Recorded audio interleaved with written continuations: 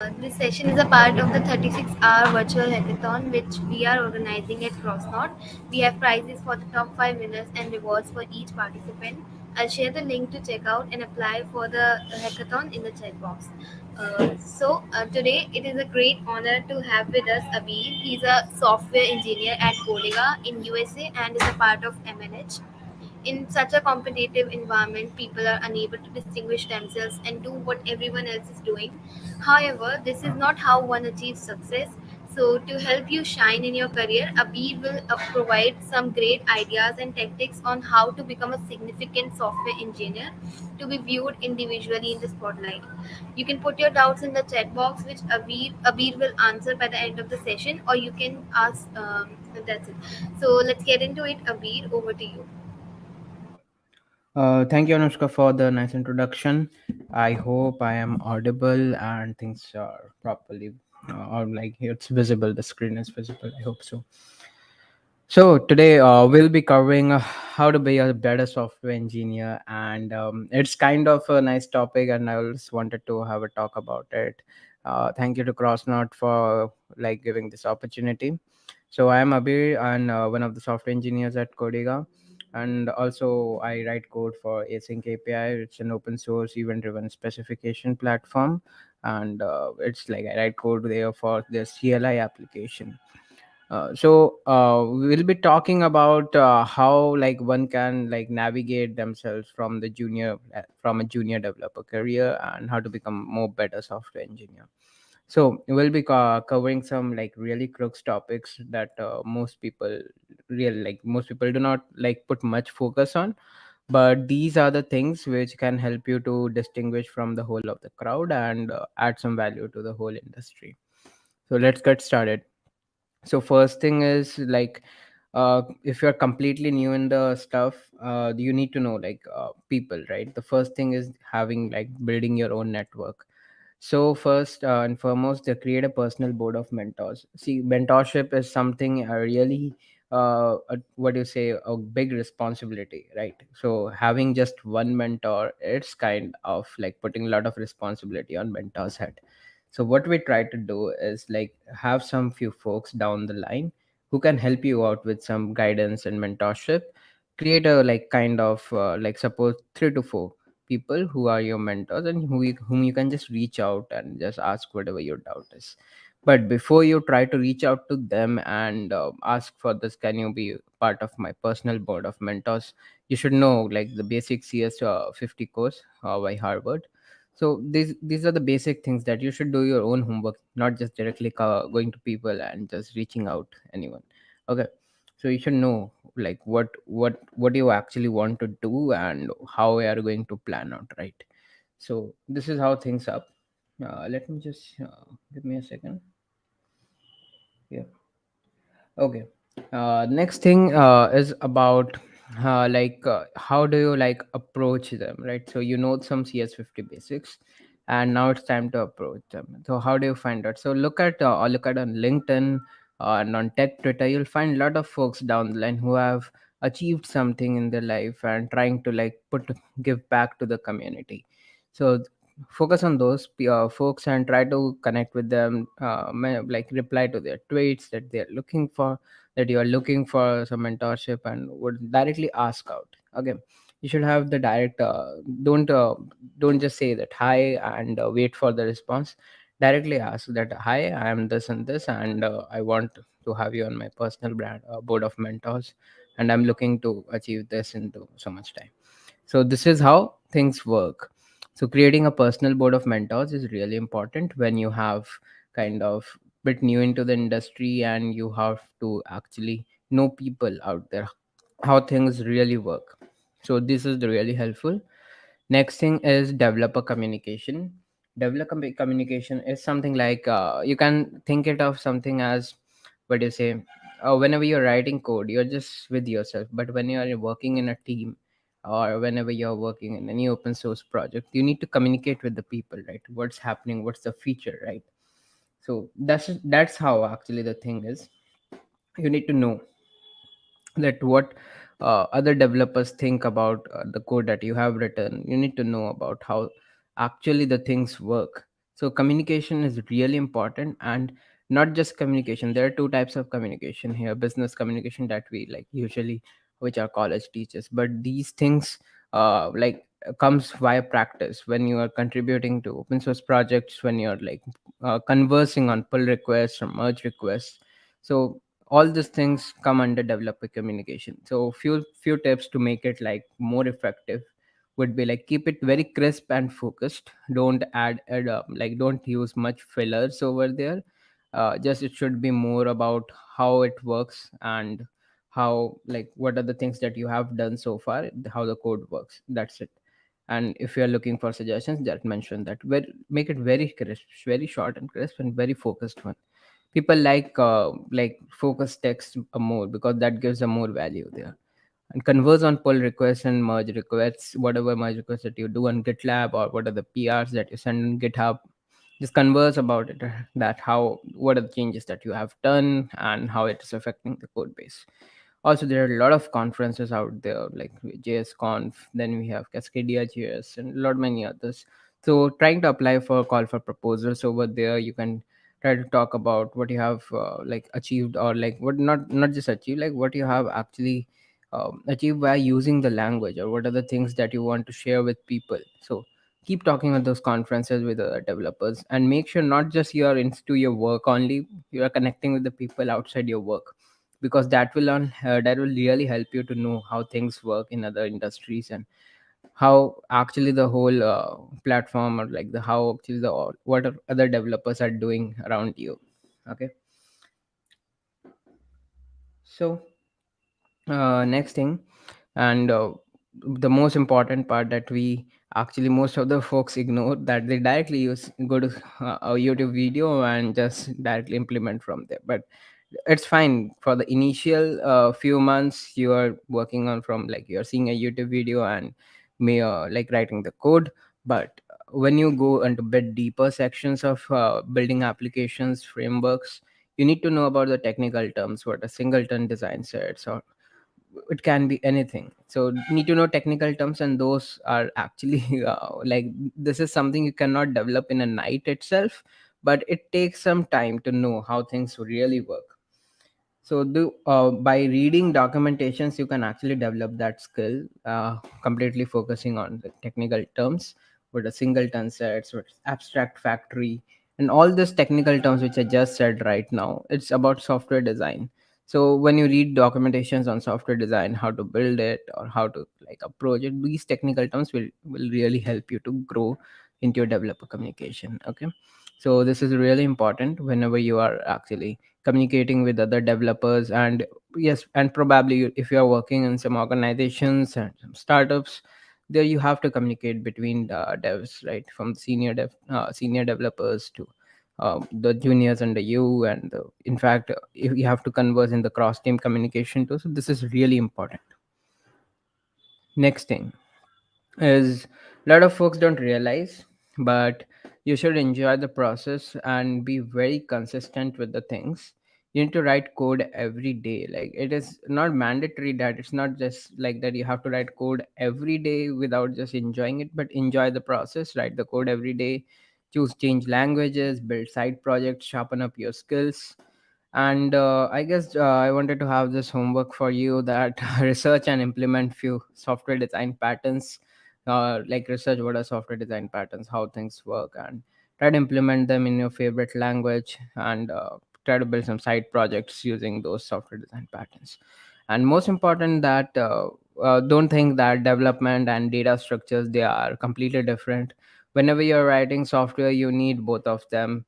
Like, if you're building, suppose you're building an auto suggestion engine over which is indexing around 1 million user points, there you need to know actually how things like how try data structure works over there, the digital tree. So there you need to implement in your project about try. That's how things work. Like, both are interrelated, nothing is like a different. So you have to like know some parts of algorithms, data structures, and also some parts of software engineering. Combine them and sharpen up your skills, be a better software engineer. So overall, you have to be like enjoy the process and be very consistent with the things, Plus also make sure that you are taking out time, like you're not getting burnt out in between the process. So this is really important whenever you are actually just trying out few things. Maybe suppose you wanted to build a Go project, a Golang project, and you don't understand Go at all really. So what happens, we try to see the video and we start it, right? So that's not a, like, that's fine for the first time, video is fine. But when you go to deeper into the Golang and just see the things, you need to go through the documentations. So documentation is one of the resource that you need to follow every time whenever you're building some side projects. So make sure, because a lot of junior devs, they actually try to like just see the video on YouTube and that's it. But documentations really help you to know the framework or language or whatever it is really well. And sometimes you get to know a lot more, like if you find some bugs in documentations, you can just contribute by fixing those bugs. Okay, so these are the things you should know about how, like, enjoy the process, be consistent, and always focus on sharpening up your skills. Because that the skills will get you the stuff, not other things. So make sure that your skills are always like you're trying to code every day and just sharpening up your skills. So this is a homework, as I said, research and implement few software design patterns. That will, the software design patterns are something like, suppose you are having a, what do you say, let's put it in the in this example that you have a furniture shop, right? And you have, and in a furniture shop there are different kind of chairs and tables. So you write a code, you write a general code for producing chairs, right? Where user can select their variation and then they can just click on the button and things happen. Boom, that we have a particular chair ready. Similarly, you, some software design patterns are like that, where you have to follow a particular design pattern. The user has to click this and he gets this particular piece, right? So something like that you need to know and try to implement it in your code. This will really help you. And make sure that you're not every time doing the software design pattern, because things may make you slow while you, but it's just for your knowledge and how things really work. So this will be helpful. Next thing is take calculated risks, because a lot of folks feel that they should write the perfect and always the write to like the code that works. But it's very, it's like it's completely fine, like if you make mistakes and you actually learn from it and then fix it, not just make mistakes and forget it, but make mistakes, learn from it, and then fix it. That will really help you to actually feel out that, okay, I have made the mistake, I realize this is the thing, keep a note of it and then fix it. So that's how, like, you have to take calculated risks and always make mistakes, because that will help you to grow in your career. The more you make mistakes, sometimes the mistakes may become costly, so you need to know, like, if I do some mistake here, it can cost me this thing. So avoid such heavy cost mistakes. So I mean that I always mean that take calculated risks. Calculated, if something goes wrong, and the risk factor, like the loss is very less, so you can try out that, and like it's very fine to make mistakes, and then slowly, like then fastly just iterate on the mistake and give a better product. So this is how things work. So let me just close this. Yeah, cool. So again, don't be afraid to make mistakes. Make mistakes, and that will help you to grow much more better and much more aware. The more you become self-aware in the industry, the more you can actually grow up, right? So you can think about how the framework works, how Node.js really work, how those C++ bindings are made in Node.js, and try to see how those things. See, take some risks down the line. How, if I do like this, and what will happen? You need to experiment and iterate. This is what most people like try to like feel very uncomfortable. They're like, if I make mistake, things won't go good. They want everything perfect. But the field is something like that. The error is possible, like error, the chances of error is high in some cases. So it's perfectly fine to make mistakes. Yeah. So next thing that very most important I feel is getting involved in open source software development. So a lot of opportunities are down the line. Sometimes, like few of my experiences, that folks getting an offer directly into the company without any interviews by just contributing to the particular open source repositories. So But again, you have to be very, very, very, like, very clear in your aim that what you want to actually specifically pick up, because this is a non-traditional way of getting into companies, I will say, and also building better open source software. A lot of folks, like, you may have read that poem by Robert Frost, "The Road Not Taken." So this is something like the second road that most people don't try to take, because it has involved some risks, and also it needs a lot of hard work, right? So here what happens, if you want to know how actually the code is written in companies, how things are working, go and search for some open source software development profiles, like where there are some open source projects backed by few companies, and then try to contribute to them. Okay, talk to people there on the shows, in the GitHub discussions, or even in the GitLab, whatever it is. Just try to contribute there, add some features and something like that. Okay, so that will teach you to write production grade code. And it's just by like building like features for various companies, you can enrich your portfolio. And that's actually no, but like if you are doing it, companies, people notice it, and they like give you the direct offer that, okay, come join us. And that's all. Like, we don't need to have an interview, we know that you can code well, and just have some HR around and we are in. So something like that usually happens in most like series A, series B startups, I would say. I'm not sure much about the top big MNCs. Do they do like that? Maybe yes, but most of the series A startups and series B startups, they try to prefer this path too, and give a great offer than other companies out there. And we not like go through interview sets and nothing like that. Just directly actually just do the open source contributions, and take the ownership of the work that you do in open source, and that's how things will get better. Okay, and that's how things work. So also, and even some companies pay you for building their open source software, and I'll share a link with you that you all can try out and try to contribute, because this is something you got to know recently. Let me just share the link with you. I'll request the organizers to share this link in the public chat.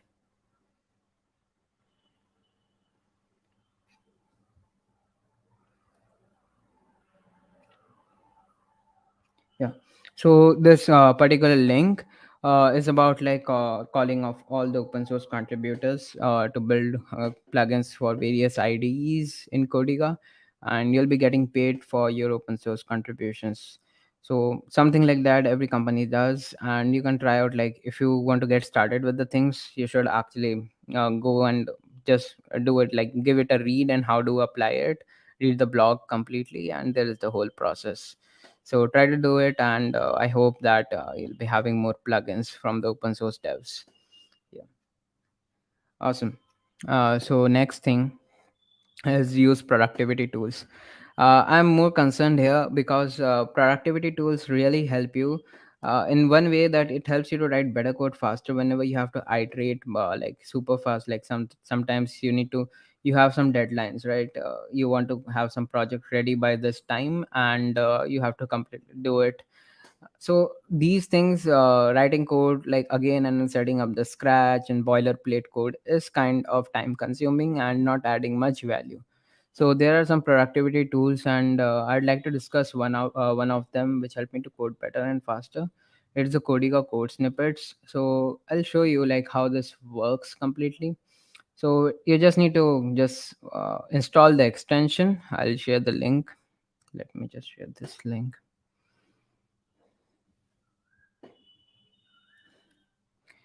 in the VS Code. If you're on VS Code, just share this link, install it in your VS Code as an extension, and let me just quickly show you how it works. I hope my VS Code is visible. So here, the extension, once you go to extensions and search for Codiga code snippets, just install it. And now suppose I want to quickly write the throttle function. I just write throttle, and boom, press tab, you have the code ready. Now if I suppose need to know the debounce function, right? So we have this debounce ready. So it's something like that. And you want to flatten an array, suppose. So just this is how the reduce, like how to flatten arrays. So what flattening an array, it just some, it means something like this. You have, suppose, one, a two, and three, four. After flattening it, it will become something like this. So it becomes one, two, three, and four. The flattening. So something like that. It's just like I guess one level flattening, and that's all. Like you need these functions like whenever you write some code. Suppose you need to know how whenever writing some SEO, regarding SEO things, we developer like have some, they need to search the different kind of meta tags. So just like having slash meta. So here it gives you all the meta tags. Just need to write the code and that's it. So this is how it helps you to code faster. And really, because see, these things, the throttling function, if you're writing in the first time, it may actually make you you need to think about it, right? How throttle works, what is the thought. But when you write constantly about this function, it feels like it's a time consuming task every time that you need to know, like set up the context and then all these things, like how the things work, but you need to write it again and again just to save that time. This particular snippet, like this particular extension, really helps me. So I can just focus on the code that I write and the business logic that I need to know. So this is how things work. So you can try it out and make sure that just try out some code and whatever you want to. So we'll be having more detailed talk later about this. Yeah. Next, let's see. So far, so you have any questions so far?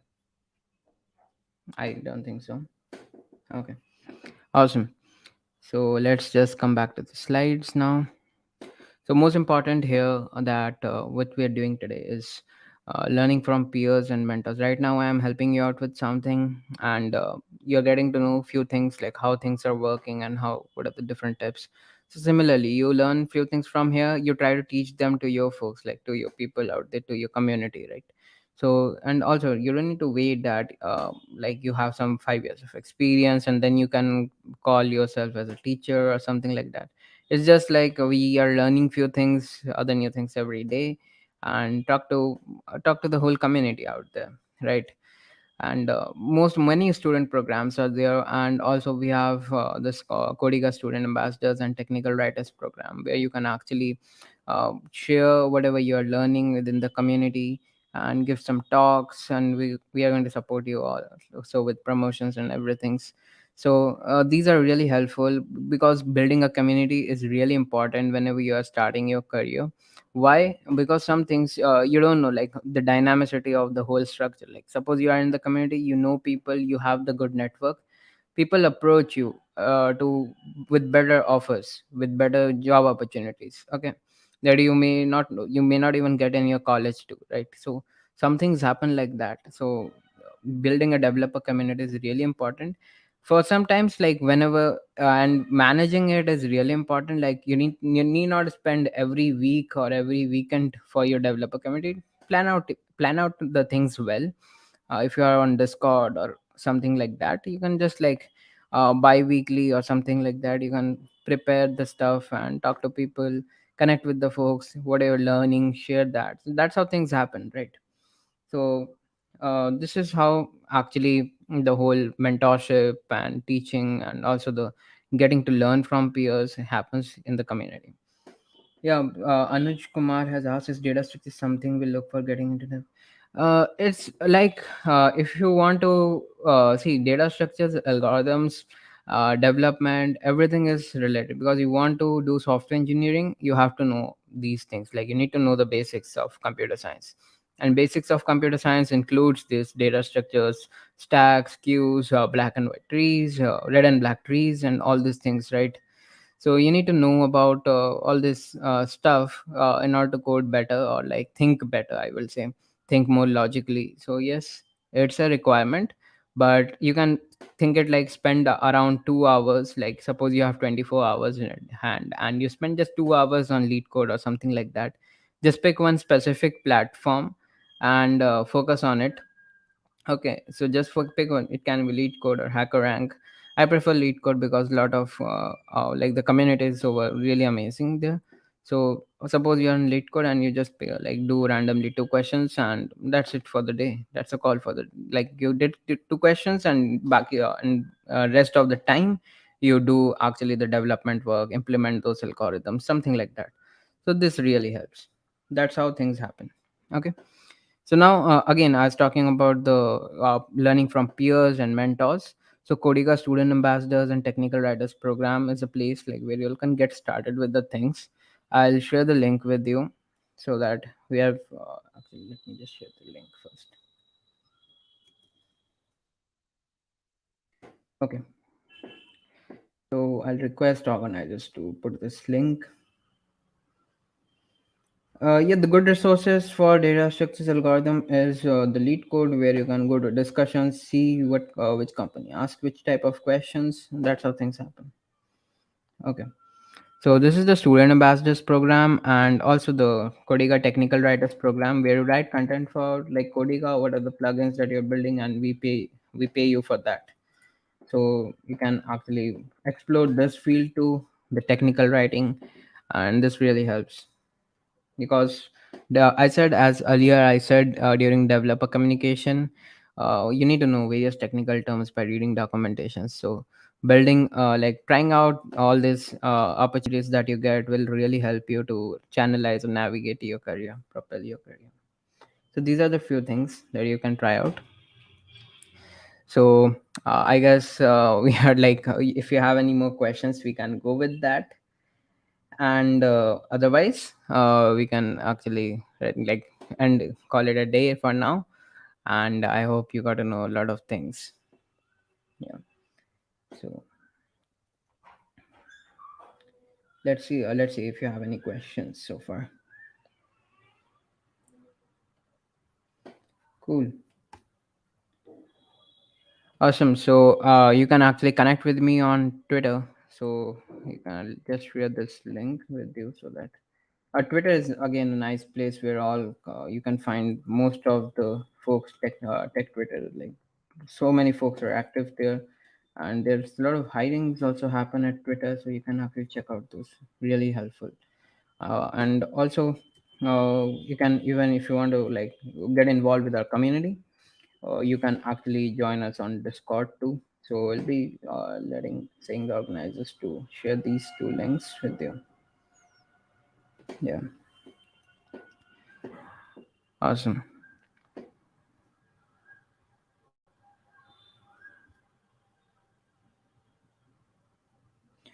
So I hope you all enjoyed and you got to know some few things. And let's see, like will be having more sessions. So hopefully we'll be getting like I'll be helping with more things. So all the best for your hackathon.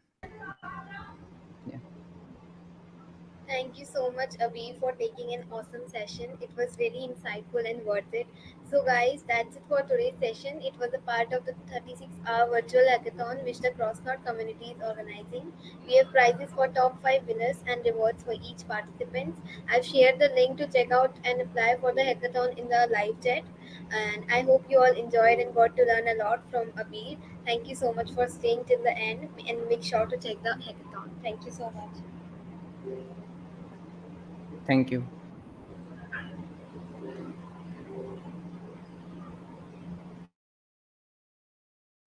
That's it. Bye bye.